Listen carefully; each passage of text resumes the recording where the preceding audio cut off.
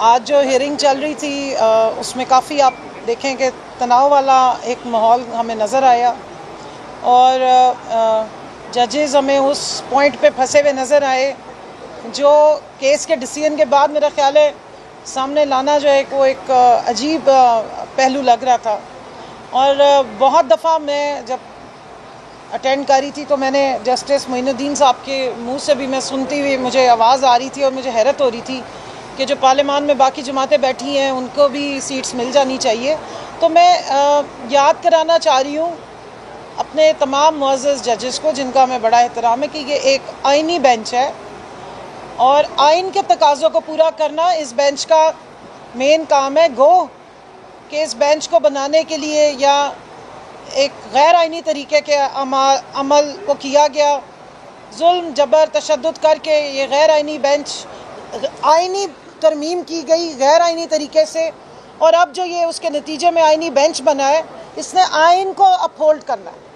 और आइन की स्पिरिट प्रोपोर्शन ऑफ रिप्रेजेंटेशन बताती है, वो ये बताती है कि अगर एक जमात को लोगों का वोट मिला है और उसके तनासुब से उसकी रिप्रेजेंटेशन हुई है तो उसी तनासुब से उनको रिज़र्व सीट्स मिलेंगी। तो ये याद करा दूँ कि इस इवन ये केस जब लगा था, अब तो रिव्यू आया हुआ है, फैसला आ चुका हुआ है, जब ये केस लगा था उस वक्त भी इलेक्शन कमीशन ऑफ पाकिस्तान ने मुस्लिम लीग नून, पीपल्स पार्टी और दीगर जमातों को उनके तनासुब से जो उनको वोट मिला था या नहीं मिला था या फॉर्म 47 के ज़रिए जितनी उन्हें सीटें दी गई थी उन सीटों के मुताबिक उनके कोटे की सीटें उनको दे दी हुई थी। लेकिन उसको उनकी मोहब्बत ज़रा बहुत ज़्यादा जोश मार गई। फिर उन्होंने ये किया कि जो 80 MNAs पाकिस्तान तहरीक इंसाफ के जिन्हें ज़बरदस्ती इंडिपेंडेंट बनाया गया था, PTI को पार्लियामेंट्री लिस्ट की जो ऑप्शंस होती हैं उसमें शामिल नहीं किया गया था।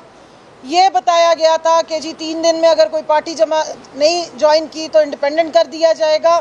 उसके बाद भी जो सीटें हमारी बनती थी, जो तकरीबन 22 से 23 सीटें नेशनल असम्बली की और बकाया टोटल मिला के ख़वातीन की और माइनॉरिटीज़ की मिला के 78 सीटें बनती हैं, वो भी बड़ी मोहब्बत के साथ रेवड़ियों की तरह खैरात समझ के, माले मुफ्त और या माले गनीमत समझ के इन्हीं पार्टीज़ में बग़ैर किसी आइन के, बग़ैर किसी कानून के बांट दी गई थी।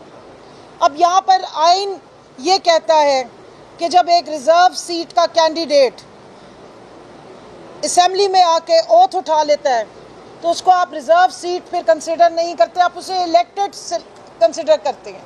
उसके बराबर के हकूक़ होते हैं, उसकी बराबर की पार्टिसिपेशन होती है, उसका वोट बराबर काउंट होता है, वो हर लिहाज से बराबर होता है। तो अब आप बताइए कि एक पार्टी को एक रिज़र्व सीट, पंजाब का मैं अगर आपको एक मिसाल दे दूँ, 4.21 सीटों पर एक रिज़र्व सीट खातून की मिलती है। ऐसी पार्टीज़ को भी 3-3, 4-4, 6 सीटें दे दी गई जिन्होंने जनरल इलेक्शन में सिर्फ 2 सीटें जीती थी।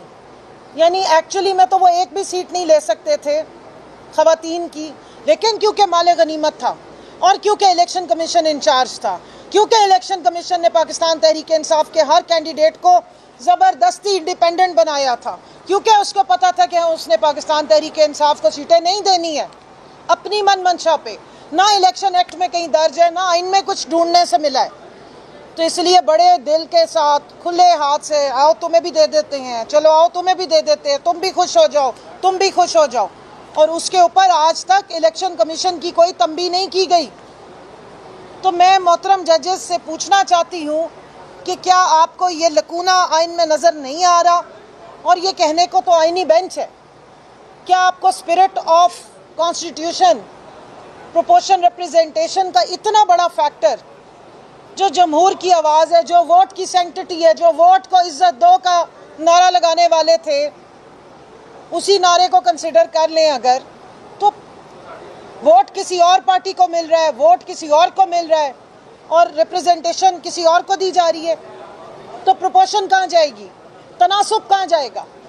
अवाम ने जिनको वोट नहीं दिया पहले ही उनके साथ बड़ी मोहब्बत कर ली गई है, अब डाका नंबर 2 करके रिज़र्व सीटें भी उनको दान की जाएं ये रिजर्व सीटें मुफ्त की सीटें नहीं होती, ये ज़हन में रखिए। इनका बड़ा बहुत ही एक्स्ट्रा ऑर्डिनरी रोल होता है असेंबली में। ये पूरा तनासुब बदल सकती है किसी भी पार्टी का। अगर एक पार्टी ने उस तनासुब से सीटें ही नहीं जीती, आप उनको ये दान में दे देंगे तो उनकी तो रिप्रेजेंटेशन ही बदल जाएगी। तो फिर मैं ये मुअद्दबाना गुजारिश करूंगी, अभी तो हमें पूरी उम्मीद है क्योंकि फैसला हमारे हक में आया हुआ है। 78 सीटें इसी सुप्रीम कोर्ट ने 11 मेंबर्स ने पाकिस्तान तहरीक इंसाफ को दी हुई हैं। अभी ये रिव्यू फाइल है, अपील फाइल नहीं हुई हुई, लेकिन क्योंकि पाकिस्तान में अचानक ज़लज़ले आ जाते हैं और 8 फरवरी को लोग फॉर्म 45 वालों के लिए पाकिस्तान तहरीक इंसाफ के उम्मीदवारों को, जिन्हें रोलर कोस्टर, टिंडे, खुस्सा, चिमटा ज़बरदस्ती पकड़ाया गया था, उनको भी ढूंढ के वोट डाल देते हैं। तो 9 फरवरी को अचानक उल्टा होता है और फॉर्म 47 में से कुछ और निकल आता है।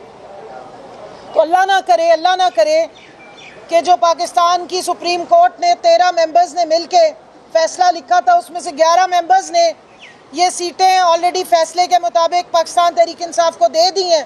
फिर 26वीं गैर आइनी तरमीम हुई, उसके नतीजे में आइनी बेंच आया। अब कहीं खुदा न खास्ता है वही हाल ना हो कि 8 फरवरी को डब्बे किसी और में वोट गए थे और निकले फॉर्म 47 थे। अगर उस तरह का कोई हादसा या जलजला आता है तो फिर मेरी मुअद्दबाना गुजारिश है, जान की अमान पाऊँ, फिर आप इलेक्शन कमीशन को ताला लगवाएं और पाकिस्तान में ये इलेक्शन का ड्रामा ही ख़त्म करें।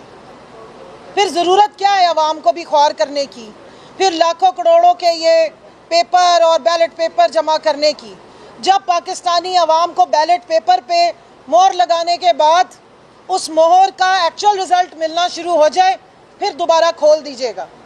अभी तक तो इस तरह के मामलात नज़र नहीं आ रहे। वोट आवाम जाके डालती है, लाखों करोड़ों रुपया बजट के पैसों से एलोकेट होता है इलेक्शंस के लिए। उसके बाद कितने टीचर्स हैं, कितनी और इंतज़ामिया है, कितनी मशीनरी है जो डिप्यूट होती है। पाकिस्तान की पुलिस, पाकिस्तान की फ़ौज, हर एक को उस इलेक्शन पे लगाया जाता है, लेकिन खोदते हम पहाड़ हैं और निकलता मरा हुआ चूहा है बीच में से।